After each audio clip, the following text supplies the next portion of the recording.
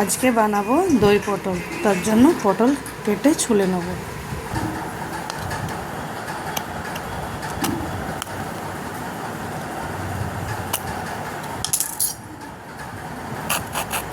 এইভাবে ছুলে নিতে হবে।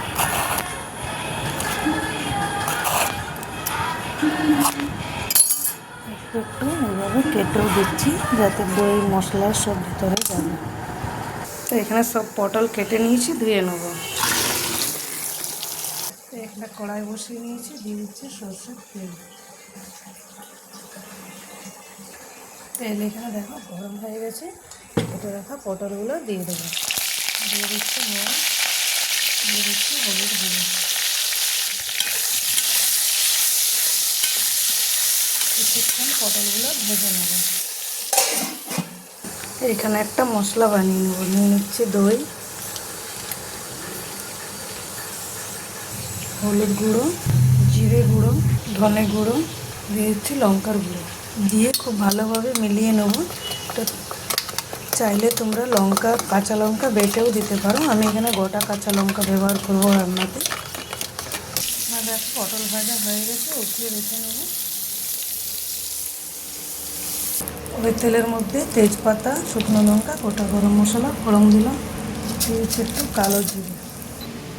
গ্যাসটা বন্ধ করে এই যে দইয়ের মশলাটা বানিয়ে রেখেছি দিয়ে দেবো, যাতে দই ফেটে না যায়। কিছুক্ষণ চালিয়ে নেব। স্বাদ মতো চিনি দিয়ে দিই, স্বাদ মতো নুন। এবার আমি অন করে নিয়েছি ইন্ডাকশানটা, দিয়ে দিচ্ছি কিছুটা কাঁচা পাকা লঙ্কা।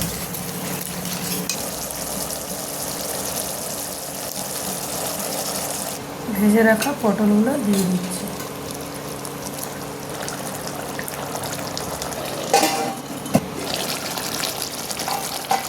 তো এখানে দেখো কি সুন্দর দই পটল হয়ে রেডি। এইভাবে তোমরা একবার বাড়িতে দই পটলের রেসিপি বানিয়ে দেখবে। নিরামিষের দিন খুব ভালো লাগে খেতে। একঘেয়েমি আলু পটলের সবজি খেতে খেতে মানুষ বোর হয়ে যায়।